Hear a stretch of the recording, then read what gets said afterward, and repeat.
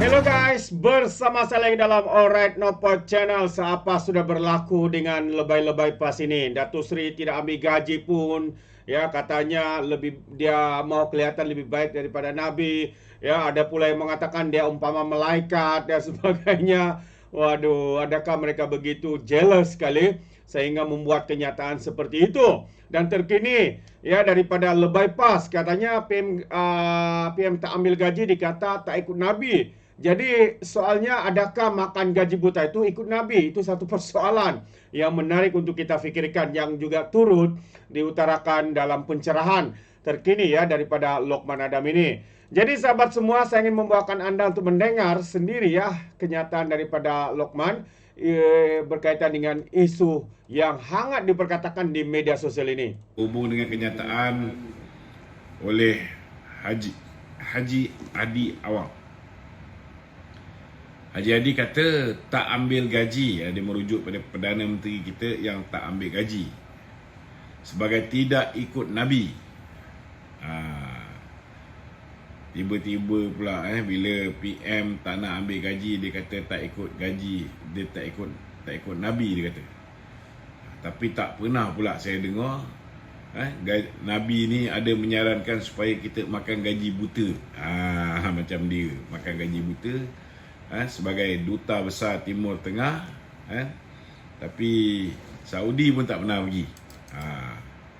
Jadi pada Haji Adi ni lah nasihat saya sebagai orang Islam, dan dalam masa yang sama dia menonjolkan imej Islam, serta memimpin parti yang kononnya memperjuangkan Islam.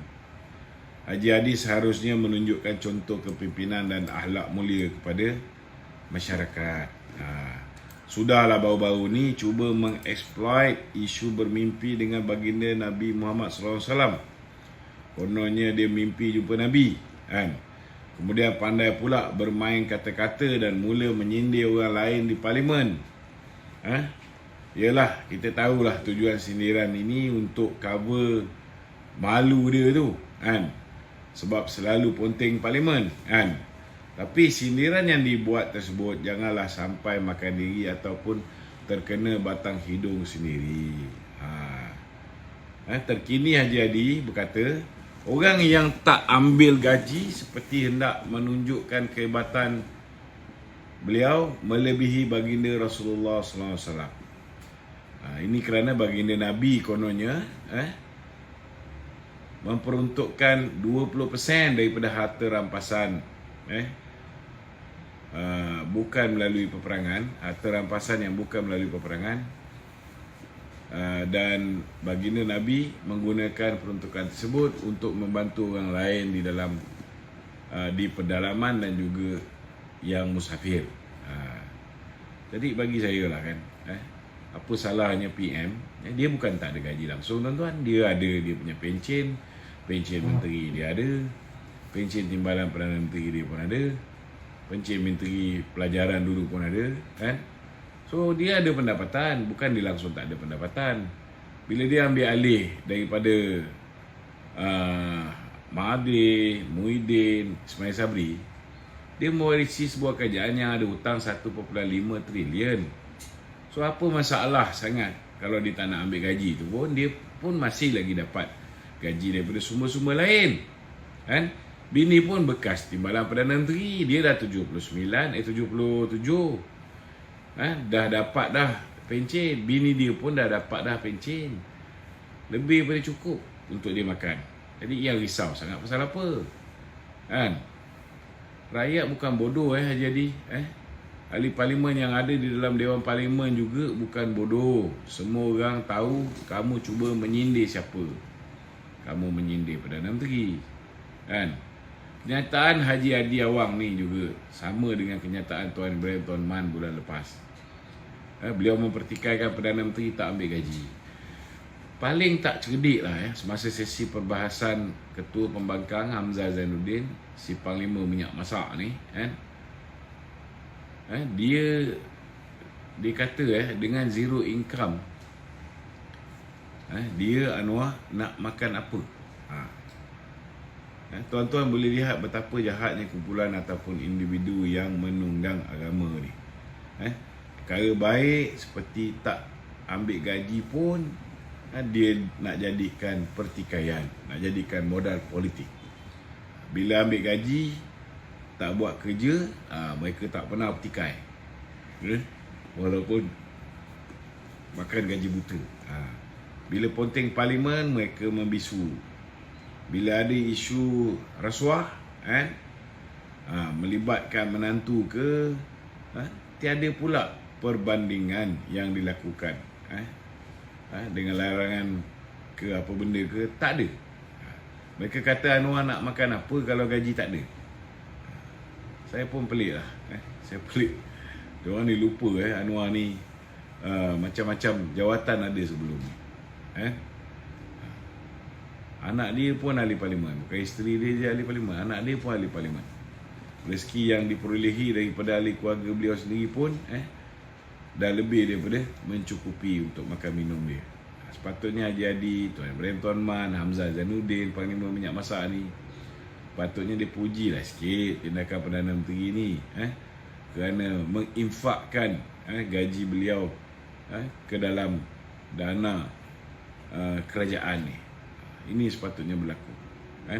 Dulu pun Syekhul Kabir Tuan Guru Syahidan Al-Qasimi, dia pun pernah umum dia tak ambil gaji semasa jadi Menteri Besar Perlis.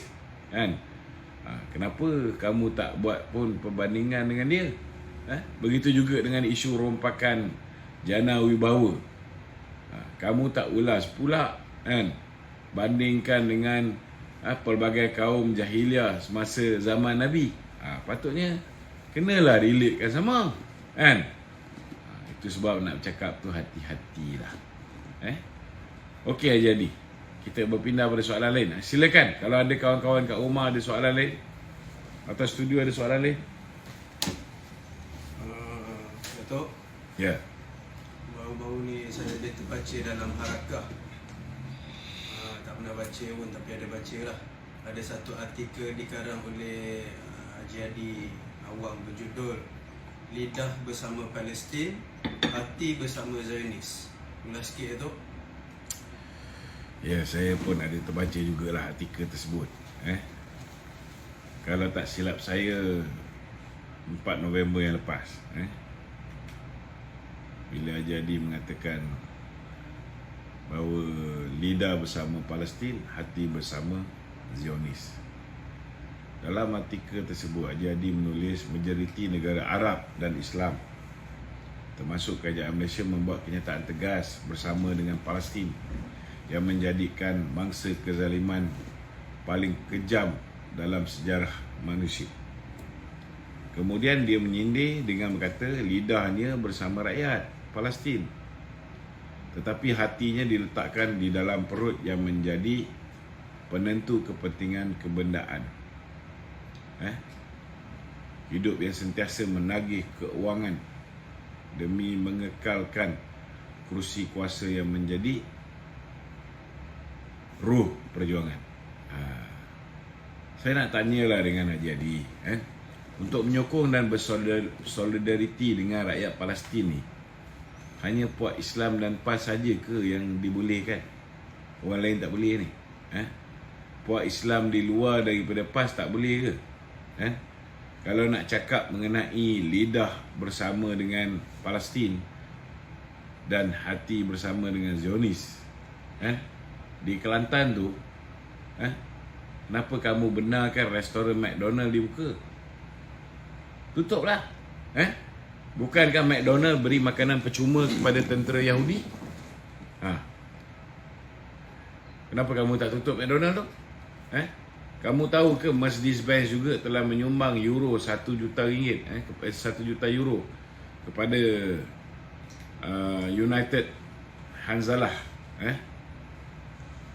untuk misi kemanusiaan untuk warga Israel. Jangan lupa tu. Adakah dengan sumbangan ini hati pemimpin PAS di Kelantan juga bersama dengan Zionis? Sebab kenderaan rasmi kerajaan PAS Kelantan di sana adalah Mercedes-Benz. Kalau tak silap saya ada 14 buah. Hina sangat ke kenderaan lain selain daripada Mercedes-Benz ni? Masa kamu berada di dalam kerajaan dan jadi duta besar Timur Tengah, bertaraf menteri, kamu tak pula lantang mengkritik Israel. Tapi bila Perdana Menteri ataupun kerajaan Malaysia yang lantang kritik Israel, kamu petikaikan pula, buat perumpamaan macam-macam. Jadi sepanjang kamu jadi pemimpin PAS ni dan menjadi duta Timur Tengah, bertaraf menteri, berapa kali sebenarnya kamu pergi menziarahi Palestin ni? Cuba beritahu. Berapa kali kamu pergi menziarahi Iran? Kenapa Iran lebih banyak daripada Palestin? Itu pun kita nak tahu. Jadi hari ini kerajaan Malaysia lebih berani dari negara Islam lain, dan dari kerajaan PN dulu, di mana telah menyelidik yang kerajaan PN dulu telah menyediakan satu draft resolusi Perhimpunan Agung Pertubuhan Bangsa-Bangsa Bersatu yang antara lain mencadangkan agar Israel disingkirkan sebagai anggota pertubuhan tu. Jadi sekiranya berlaku pelanggaran undang-undang ataupun hukum dan keputusan membabitkan isu Palestin ni, sepatutnya ianya boleh dibangkitkan. Jadi tak perlulah kamu nak bersandiwara. Jadi berdakwalah secara jujur. Patuhilah apa yang diterapkan dalam sunnah Nabi Muhammad SAW.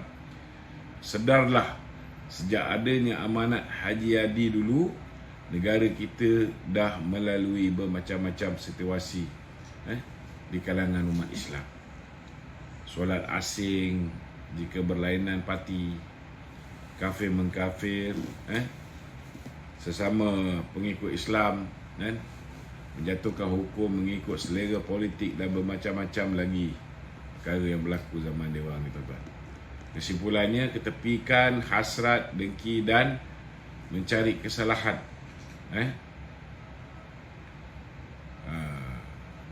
Bersolidariti untuk rakyat Palestin adalah tanggungjawab semua. Tanggungjawab kita semua. Pulanglah. Cara masing-masing mungkin berbeza, tapi ianya semuanya tanggungjawab kita. Okey, ada lagi soalan? Dato' mungkin terlepas pandang berkaitan dengan kenyataan Latifah Koya. Latifah Koya ni aku tak lepas pandang, cuma malas nak cakap. Ulas sedikit sebab dia ada kata dia telah membuat reformasi selama 9 bulan dalam SPRM. Jadi apa pandangan Datuk reformasi yang dibuat oleh beliau, yang dibanggakan sendiri oleh beliau? Latifah Koya kata dia membuat reformasi selama 9 bulan ketika berada di dalam Ketua Pesuruhjaya SPRM sendiri. Tidak mengikut peraturan sedia ada di mana pelantikan sebagai Ketua Pengarah SPRM ataupun Ketua Pesuruhjaya SPRM memintas jawatan kuasa pilihan khas Parlimen mengenai pelantikan awam. Tak melalui pun. Latifah juga telah cipta sejarah dunia di mana orang politik dilantik jadi Ketua Pengarah SPRM. Kalau dia ni setidak-tidaknya ada prinsip perjuangan, kalau dia ni setidak-tidaknya ada otak dan berakal, dia tidak akan benarkan diri dia sebagai ahli majlis pimpinan tertinggi PKR pada ketika itu. Dia tak sepatutnya membenarkan orang tua puaka nama Mahathir ni melantik dia menjadi Ketua Pesuruhjaya SPRM. Ini orang yang ditugaskan untuk jaga Badan Penguatkuasa Anti Rasuah. Tak pernah, tuan-tuan, dalam mana-mana dunia ni orang politik yang tiada asas ataupun latihan berkaitan dengan pengurusan ataupun penguatkuasaan rasuah menjadi orang yang jaga anti corruption nombor 1 ni dalam negara, tuan-tuan. Suruhanjaya pula tu. Suruhanjaya ni Suruhanjaya bebas. Jadi bagi saya lah, Latifah Koya tak payah duk sembang lah nak tunjuk dia buat reform lah. Dia elak daripada, apa lagi dia cakap? Dia elak daripada dia elak daripada SPRM digunakan untuk alat balas dendam. This is total bullshit. This is total bullshit. Jangan lupa hari ni dah bocor lah Latifah Koya. Dah bocor. Surat yang dikeluarkan, memo dalaman yang dikeluarkan oleh DPP Akram Garib kepada Tommy Thomas, yang mengatakan bahawa IO dan juga DPP DAG Chambers mendapati tidak ada asas untuk dakwa Datuk Seri Zahid. Korang dakwa juga. Tidak ada asas untuk dakwa Datuk Seri Najib. Korang dakwa juga. Macam mana nak kata tidak ada penggunaan SPRM pada ketika itu untuk balas dendam? Cakap tu janganlah nampak kita orang ni semua bodoh. Benci-benci kita dengan Tommy Thomas tu, we read what he wrote in Justice in Wilderness. Apa dia tulis dalam buku dia Justice in Wilderness. Kita tahu dan kita juga baca apa yang telah ditulis oleh pasukan petugas khas yang mengatakan bahawa Tommy Thomas telah melanggar 17 kesalahan. Boleh didakwa di bawah Akta Suruhanjaya Pencegahan Rasuah, boleh didakwa di bawah Akta Hasutan. Dia dah langgar macam-macam kesalahan. Dan jelas sekali Tommy Thomas menulis dalam buku dia bagaimana campur tangan politik berlaku dalam kes Datuk Seri Najib. Campur tangan politik berlaku dalam kes Datuk Seri Zahid. Tuan-tuan, Tommy Thomas sendiri mengaku dia pergi jumpa dengan Mahathir, Peguam Negara. Orang yang patut jaga Peguam Negara ni, orang yang patut jaga undang-undang kita ni, tuan-tuan, dia mengaku pergi jumpa dengan Tun Mahathir nak bincang, nak dakwa Datuk Najib. Cuba tuan-tuan bayangkan, tak kegila Latifah Koya ni. Dia kata tidak ada politik balas dendam. Use your bloody brain before you say anything. Cuba bayang, sepatutnya ada separation of power. Peguam negara ni apa pasal pula dia nak kena pergi jumpa Perdana Menteri? Ini. Jadi tak payahlah nak sembang panjang pasal Latifah Koya ni. Bagi saya lah, ini manusia yang tidak ada prinsip. Kalau dia ada prinsip, dia sepatutnya ikut hakim-hakim yang bermaruah. Bila ada hakim-hakim yang mana dia merasakan bahawa dia ada apa yang dipanggil sebagai conflict of interest, dia akan tarik diri daripada menjadi hakim. Tetapi Latifah Koya, walaupun dia seorang ahli majlis pimpinan tertinggi keadilan pada ketika itu, dia menerima satu jawatan yang cukup besar, satu jawatan yang memerlukan seorang yang benar-benar bebas daripada pengaruh politik untuk duduk di kerusi sebagai Ketua Suruhanjaya Pencegahan Rasuah. Jadi macam mana kita nak terima orang macam ni punya cakap ni hari ni, tuan-tuan? Podah. Itu je lah saya boleh jawab. Okey? Ada lagi?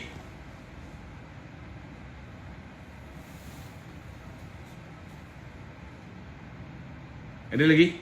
Sebarang soalan? Okey, ada orang nak bertanya ni. Hanif Fit.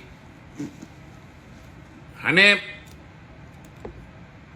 Assalamualaikum, Hanif.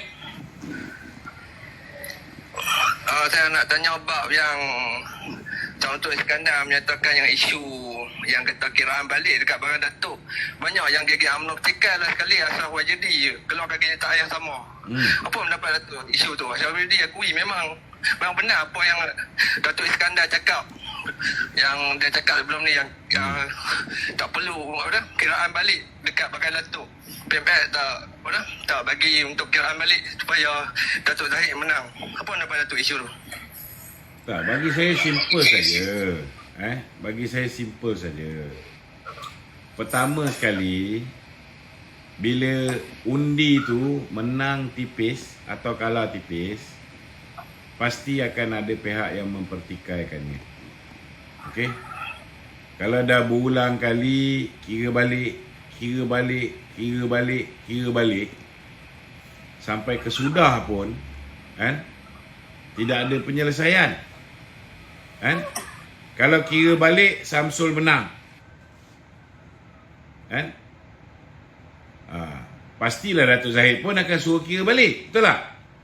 Tapi ketika berlakunya proses kira balik ni, setakat pada ketika itu Datuk Zahid masih leading. Datuk Zahid masih leading. Tetapi tempat lain semua dah selesai kira. Tempat lain semua dah selesai kira. BN dah menang 30 kursi dan PH dah menang 82 kursi. Pada ketika itu, orang dah tak nak fikir dah siapa menang, siapa kalah lagi ni. Dia orang dah sampai ke tahap dah terima hakikat, okey, Datuk Zahid menang. BN dah menang 30 kursi. PH dah menang 82 kursi. Ketika itu Anwar dah hantar Datuk Seri Saifuddin untuk berbincang nak tubuh kerajaan. Dah berbincang nak tubuh kerajaan. Jadi proceed je lah bincang tubuh kerajaan. Apa lagi nak fikir pasal nak kira balik undi dekat Bagan Datuk. Sebab kalau kira balik pun belum tentu keputusan tu akan berubah. Daripada kemenangan yang diperolehi oleh Datuk Zahid berubah menjadi kemenangan kepada Samsul Iskandar. Jadi bagi saya itu hak parti dia lah, hak PKR lah. Sama ada nak memberi arahan kepada Samsul, okey, tak payah lagi nak pertikai. Terima je lah keputusan tu dengan hati yang redha. So itu hak parti keadilan, itu hak Presiden Keadilan, itu hak pengurusi Pakatan Harapan. Dia berhak untuk beritahu dengan calon Pakatan Harapan, okey, stop it, enough. Kita dah tak nak lagi tunggu ni, kita nak proceed dengan menubuhkan kerajaan. Ini lebih penting. Itu hak dia. Itu hak dia. Jadi bagi saya apa yang Samsul cakap ke, apa yang Datuk Ashraf Wajidi cakap, itu adalah apa yang berlaku, sejarah. Bila benda tu dah sampai ke peringkat kita nak tubuh kerajaan. Kita nak tubuh kerajaan. Kerajaan tu pula ngam-ngam 112. Kalau kita berada di tempat Datuk Seri Anwar, kita nak tubuh kerajaan dan angkat sumpah jadi Perdana Menteri ke? Atau kita nak pertikai satu kursi? Bila dapat satu kursi tu, kalau kita buat kiraan tu, sama ada ianya boleh menyebelahi Datuk Zahid atau ianya boleh menyebelahi Samsul Iskandar. Tapi kalau ianya menyebelahi Samsul Iskandar, Datuk Zahid pula akan suruh count back, kira balik. Silap-silap dia patah balik semula pergi ke Datuk Zahid. So sampai bila pun tak selesai. Kalau kita dah nak duduk bersama di dalam sebuah kerajaan, maka ada kalanya tak payah lagi lah nak pertikaikan. Itu kena faham tu. Itu yang cuba diterangkan. Yang niat Dr.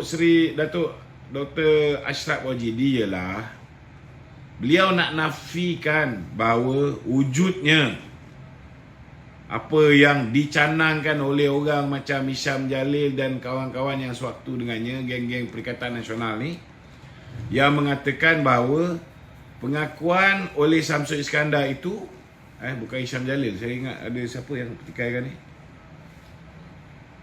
Cikgu Bat, bukan Hisham Jalil, Cikgu Bat. yang mengatakan bahawa pengakuan daripada Syamsul Iskandar itu bukti bahawa jajaran baru tu wujud sebelum pilihan raya. Yang itu tak betul. Nak beritahu bahawa kehadiran Datuk Seri Saifuddin Nasution dihantar oleh PMX untuk pujuk Datuk Zahid untuk wujudkan kerajaan. Benda tu berlaku di sekitar jam 1 pagi pada hari proses pengundian tu. Jadi benda tu memang berlaku. Walaupun pukul 3 pagi tu baru ada arahan seperti mana yang saudara Syamsul Iskandar cakap, arahan supaya tak payah proceed lagi nak kira balik ni. Sebab pukul 1 tu dah ada dah YB Saifuddin dah dihantar untuk berbincang untuk tubuh kerajaan, bentuk kerajaan. Jadi apa lagi nak petikai tentang siapa menang di Bagan Datuk? Apa lagi nak petikai, nak buat kira balik. Itulah yang nak disampaikan oleh Dr. Ashraf Wajidi. Nak beritahu bahawa tidak ada perundingan awal sebelum pilihan raya. Yang berlaku ialah selepas kita dah tahu dah. Tuan-tuan kena faham, 5:30 petang tu semua pusat pembuangan undi dah tutup. 6:30 tu kita dah boleh tahu dah. 7:30 kita dah boleh tahu dah. Anggaran berapa banyak kursi yang menyebelahi kita. Kerana peratus pengundi putih yang keluar tu pun dah kita boleh baca. Keputusan tu di sesuatu kawasan parlimen atau DUN tu agak-agak menyebelahi siapa. Kita dah boleh baca. Dengan keluarnya kejayaan kita membawa keluar pengundi putih, itu pun dah boleh baca.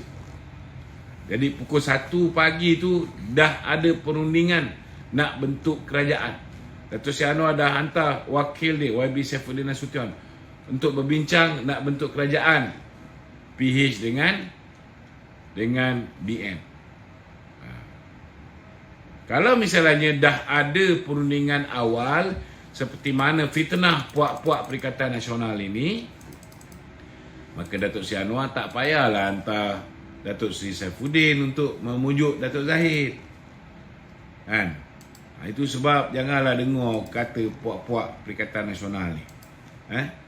Semua jenis temberang belaka, tuan-tuan. Jangan kita bazirkan masa.